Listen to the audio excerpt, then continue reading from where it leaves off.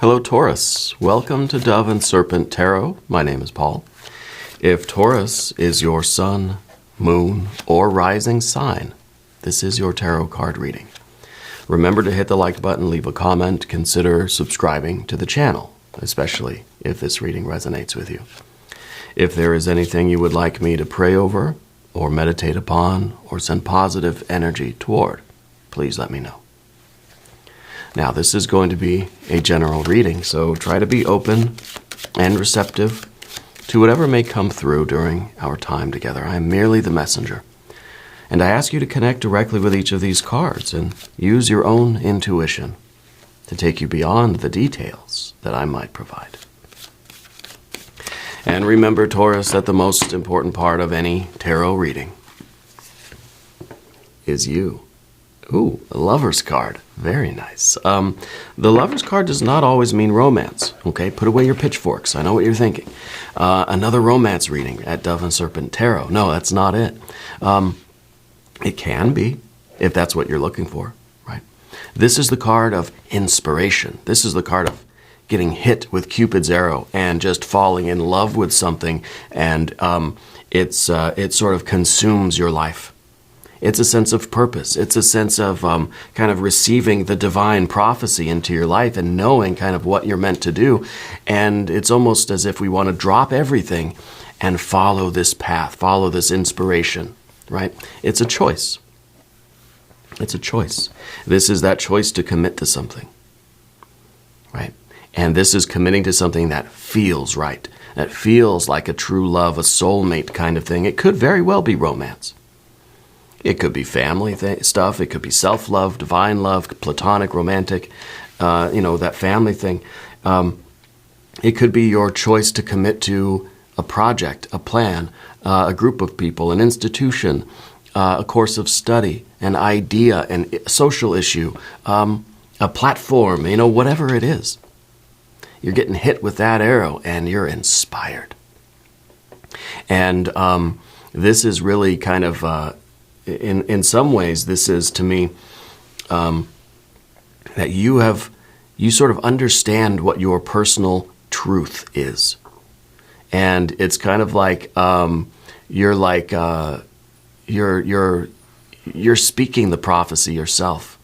That this is something for which you really, it's consuming. I don't know how else to describe this. Let's let some more cards do the talking. Yeah, we're going to put this into some context. Very, very good way to start. And it very well could be a romantic thing. Absolutely could be that. We've got the Tower. Ooh, interesting too. That's kind of crazy. Because I feel the Tower is really talking about this inspiration, this choice, this coming together is going to really disrupt everything. Like this is so significant. The decision to unite with this thing, that it's going to feel like, what is that Soundgarden song, Blow Up the Outside World, right? That nothing else exists except for you and this thing, or this person, or this idea, or whatever it is. I also feel like moving forward is going to really be, a lot of changes are going to take place. If you choose to follow this, a lot of things are going to change. Okay, all jokes aside, the Tower card is one of disruption. The Tower cards are both pleasant and unpleasant. We have Tower moments, we have Tower events. It's a punctuation in life. It is an exclamation point in your life right now. Things are going to change, and change is sometimes difficult. But it's for the right purpose. You're willing to endure this sort of disruption. It's like when you're moving to a new house, right? And your current house is in just boxes. It's a disaster, right? But you're willing to endure that disaster because you're moving to that new home. That's so much better, So it's the kind of chaos that we're willing to endure because of what it's resulting in, okay? And what it's allowing us to sort of bring forth. So very intense, but very good energy. Let's get some more stuff out. Two of Swords.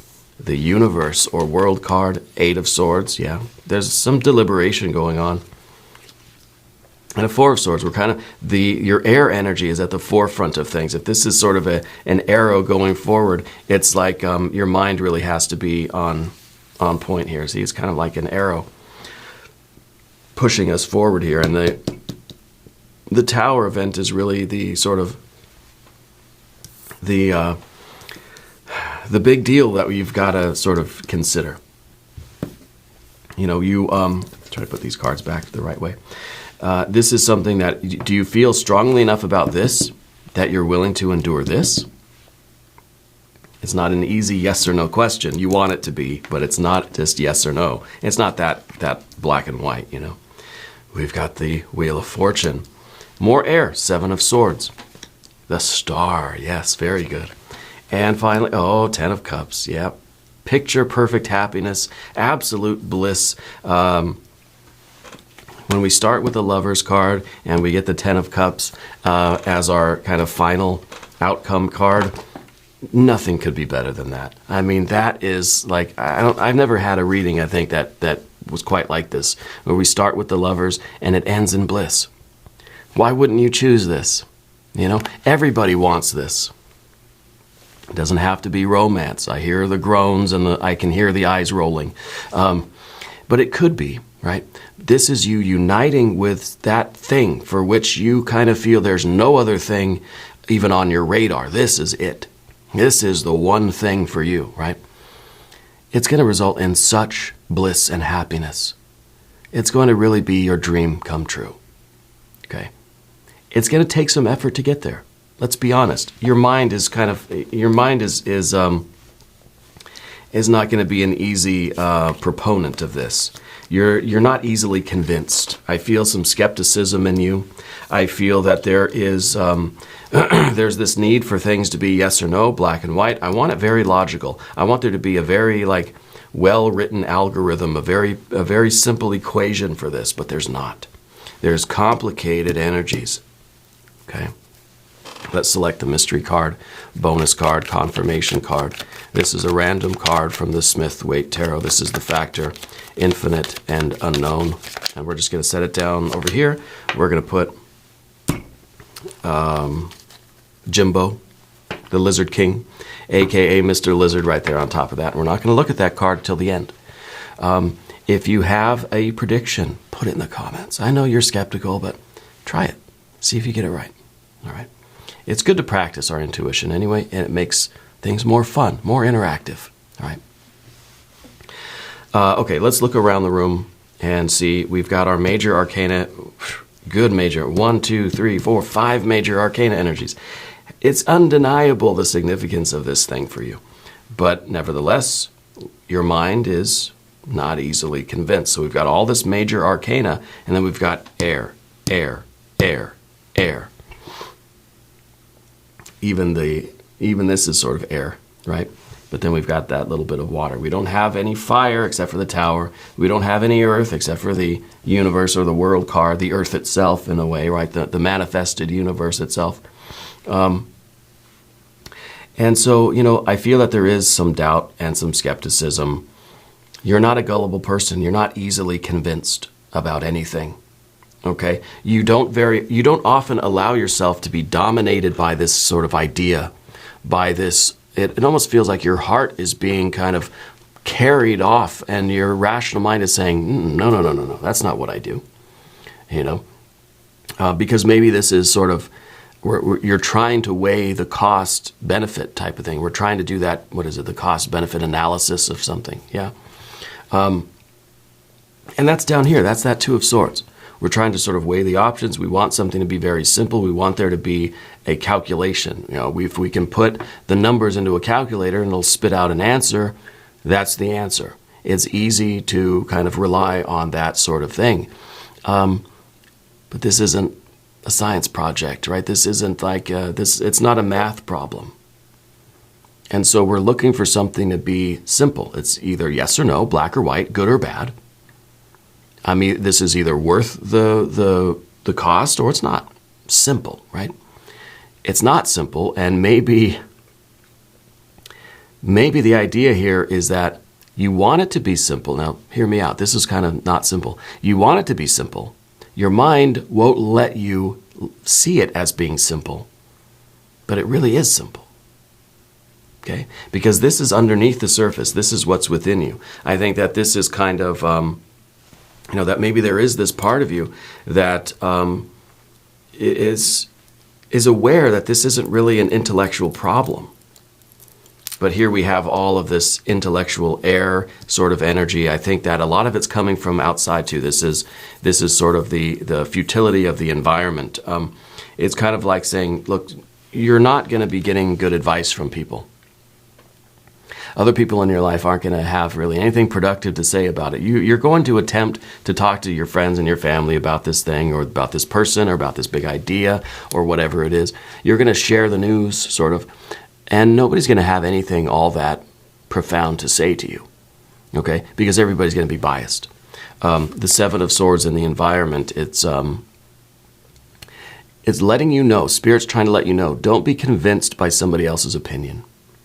If people are criticizing what you're doing, it doesn't say anything about you. It's not objective. It's coming from their own personal bias. Okay? So very important there that you're going to have the conversations with people, but you're being told not to allow those opinions to influence your choices. Okay? The choice is yours.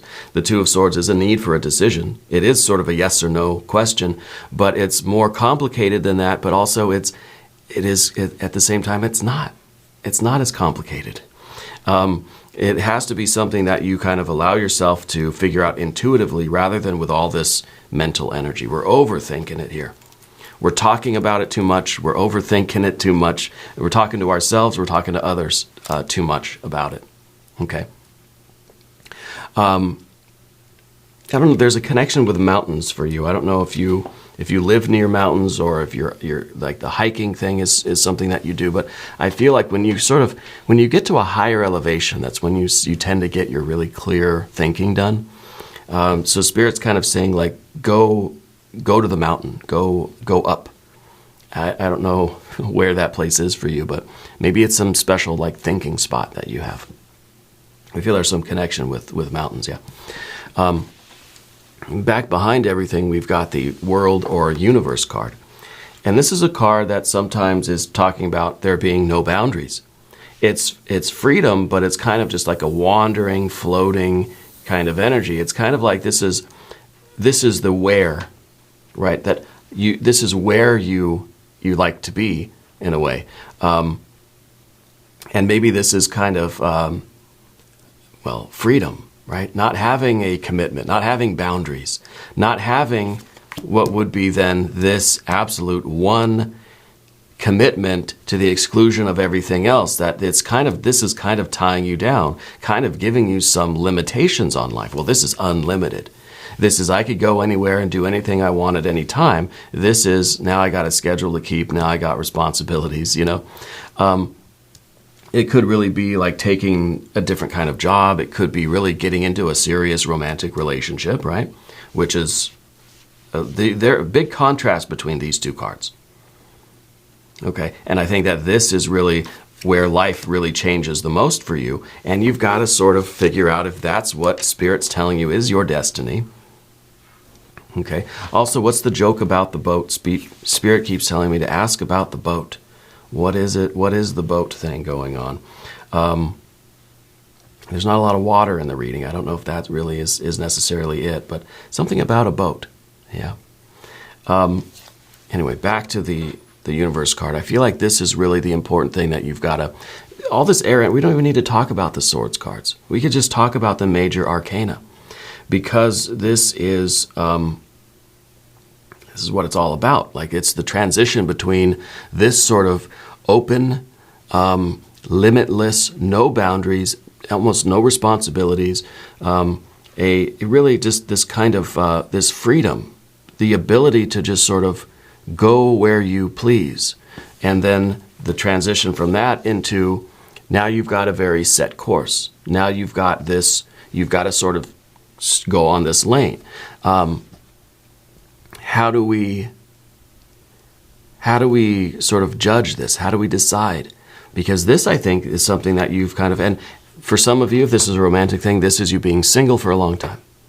This is you now having that impulse, finding that one soulmate kind of thing, and realizing that this is a big change. Okay? That this is a big sort of, the kind of opposites in a way. Right? This is very concentrated in a center. There is no center. This is infinite. This is boundless. There are no edges here. There's no boundaries here. Well, here, there is, just by definition, there is the exclusion of other things. Because you're committed to the one thing, it means that you're necessarily excluding other things. Okay? That you've said kind of, my destiny, my path looks like this, which means there's a lot out there that it doesn't look like, right? This, however, is infinite. This is almost even kind of going through life without maybe a strong sense of identity, without a really strong ego center. And then this, of course, is committing to that one thing and saying, this is me, this is who I am, this is where I'm going. So we're taking the infinite and we're making it finite. And that's a big transition. Okay? And this could be something career, it could be something about your chosen path, or this the issue that you find is your kind of, your ultimate truth, And so we're kind of going from everything to then just one thing. Yeah. And maybe you're kind of saying, yeah, that's what I want, right? Because we're going from maybe having not a very strong sense of purpose, not having a strong commitment or a strong identity, or not having kind of the one path in life, that we're just sort of exploring a lot of different possibilities here, to now finding that place that we're going to stay, right? And you could be thinking, yeah, this is exactly what I want. It's still going to be disruptive. It's still going to have a lot of, it's going to require a lot of changes, a lot of adjustments. Okay? I feel like it is a major thing, a very major thing for you. We've got the Eight of Swords up at the top here. And that is the overanalysis. The analysis paralysis card is what this really is. Because the more we think about something, the more we're sort of spinning this web of thoughts around us before we're just like stuck in a cocoon of thoughts. We're in a tangle of wires, And if we get to this point, there's really no way to untangle these knots. Okay? So it's difficult to free yourself from this situation. If it gets too sort of severe, if we overthink too much, it's kind of, there's a need for just getting back to the simplicity. And it really is taken in contrast with the Two of Swords underneath. Because we want to try to return to the simplicity, but I feel like your intellect, you're a very intelligent person.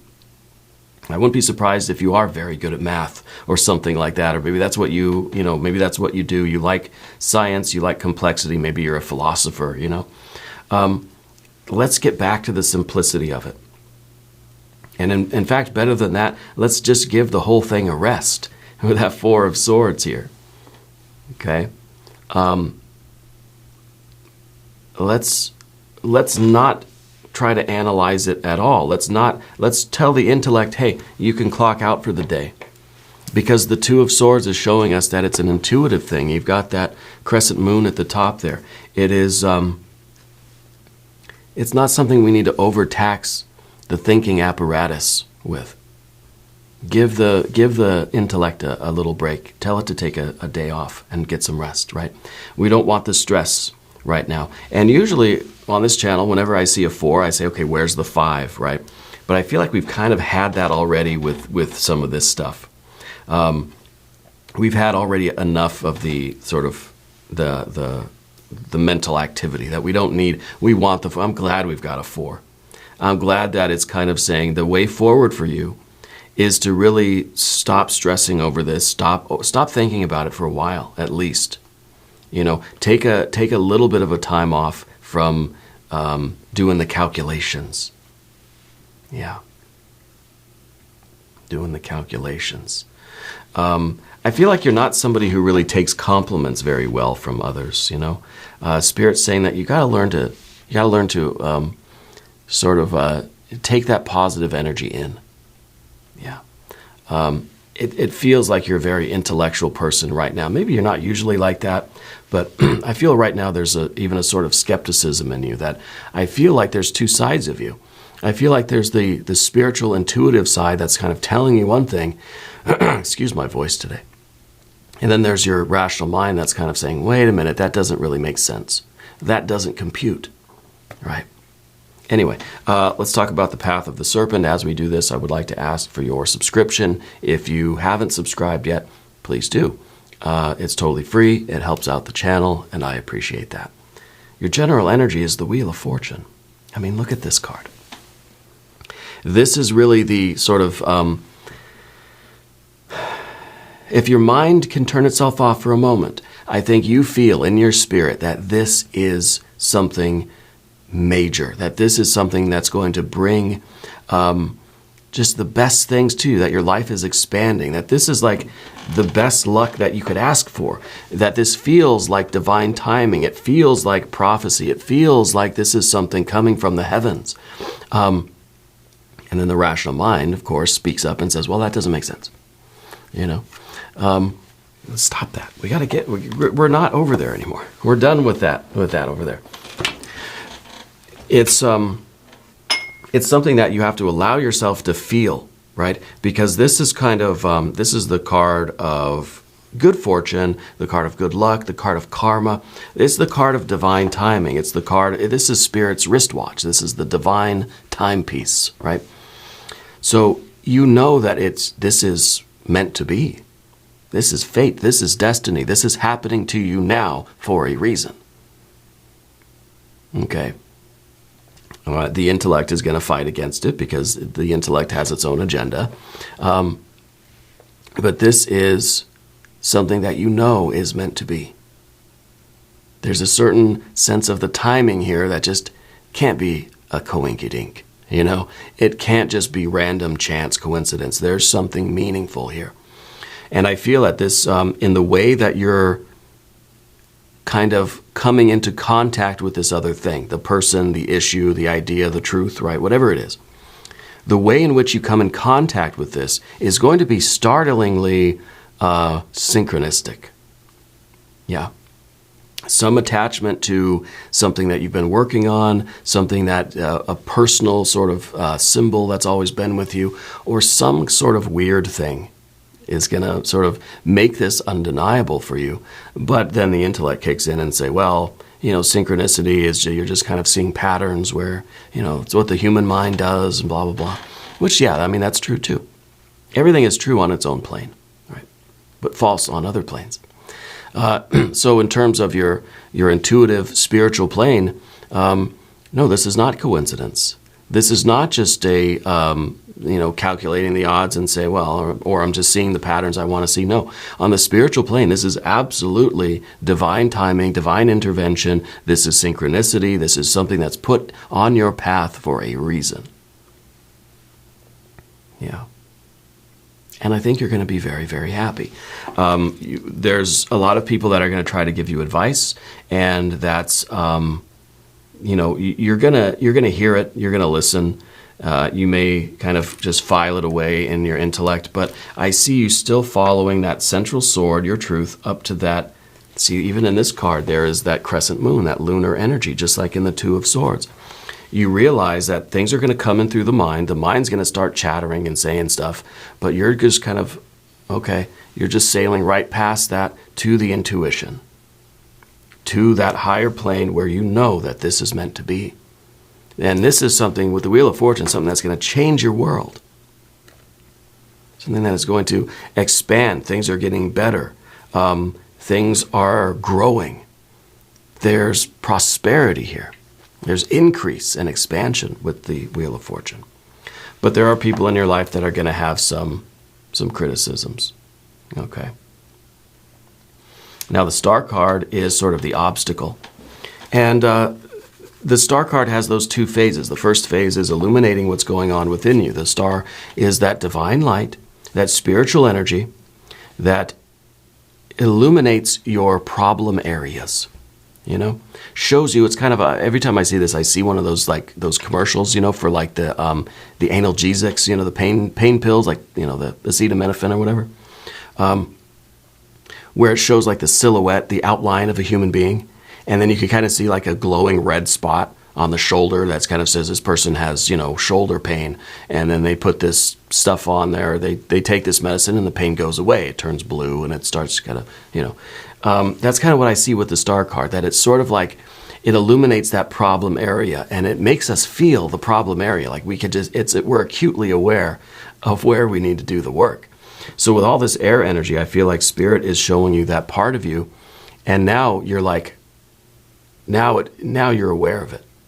It's kind of like until, I don't know, even with physical stuff, that sometimes we're not aware of where the problem areas are, where we have pain, until we really look, And then we feel, once we start looking, we say, oh gosh, my leg's been hurting my knee's been hurting for days now.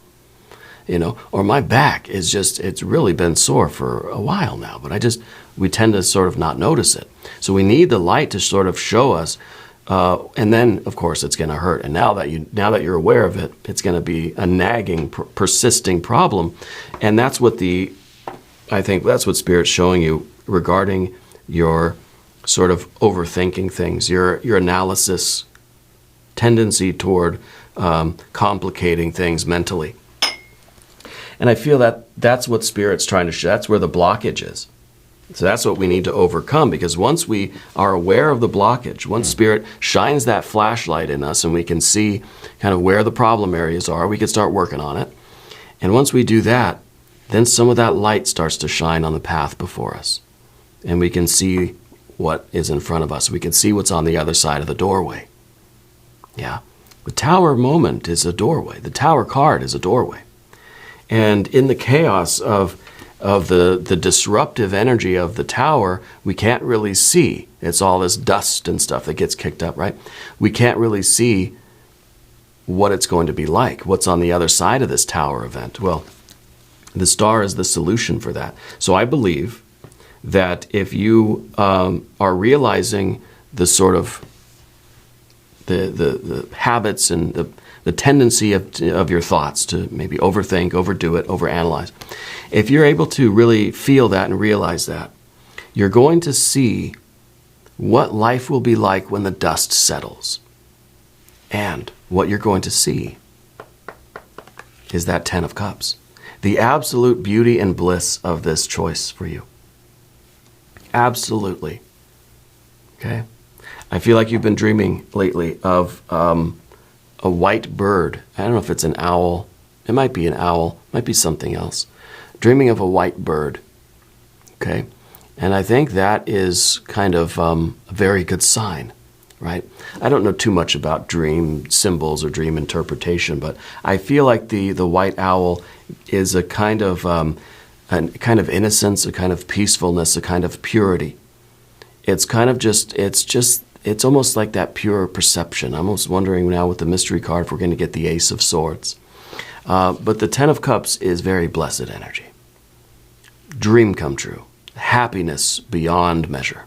Okay? And I think that very soon you will see this. You will see that on the other side of this Tower event, when the dust settles, this is what you'll see. Okay? And that's the star card giving you that glimpse of the sort of the future, really, the result of this. Being able to see the other side of this doorway. Let's do one divine doorway card, since you brought it up. We've got the inner power. Be your own command. You brought yourself here. At this moment in life, you have nothing to fear. Okay, nothing to fear. And that makes me think that in all of this sort of wandering through life, it wasn't aimless wandering after all. It was bringing you directly to this moment. This might be the Queen of Pentacles in the mystery card. It has brought you right here to this moment. Nothing happens by coincidence. Nothing is random. This was all part of your path, even if you felt like there wasn't really much of a direction. We didn't know which way we were spinning. There's no up or down in outer space, right? Even though it may have felt that way, it's all been leading you here. So by reflecting on this, you'll see that everything that you've ever done, every choice, every decision, everything at all in life has been a path leading you to this moment, this choice. Okay, let's look at the mystery card. Ace of Swords or Queen of Pentacles. If you have a prediction, now's your chance. Put it in the comments. Two of Cups. Well, I was wrong. But this is perfect. This is the sort of, if this is the divine kind of archetype of this situation, this is you really doing it in practice. This is it really actually happening, right? So kind of the same energy, right? This is the theory, and this is it really. This is abstract, this is concrete now, okay? I feel like this is the choice that you're making. Coming together with this thing. Now, again, it doesn't have to be romantic, but it could be. Coming together with this person or this thing or this idea is going to produce so much wisdom and courage and creativity in you. We see the winged lion, we see the caduceus, the snake, the intertwined snakes coming off of this union. A lot of great things are resulting from this union. In this case, it's kind of like 1 + 1 equals more than 2. And if you're looking for the equation, ask yourself, if you unite with this thing, if 1 + 1, if this equals more than 2 for you, I think it's the right move. If it just equals 2 or even less than 2, then maybe not. If you're looking for a calculation, make that calculation. It feels like 1 + 1 equals more than 2 here. Okay. This is amazing. We're going to do an extended reading before I really lose my voice. If you want to stick around, there should be a link up top, one down below. New readings for Taurus, Mondays and Fridays. Be sure to watch both. If you haven't subscribed, please do. It's free. And leave a comment. Let me know where in the world you're watching from. I want you to know that you're the most important part of Dove and Serpent Tarot. I thank you and I love you. And we're all in this together.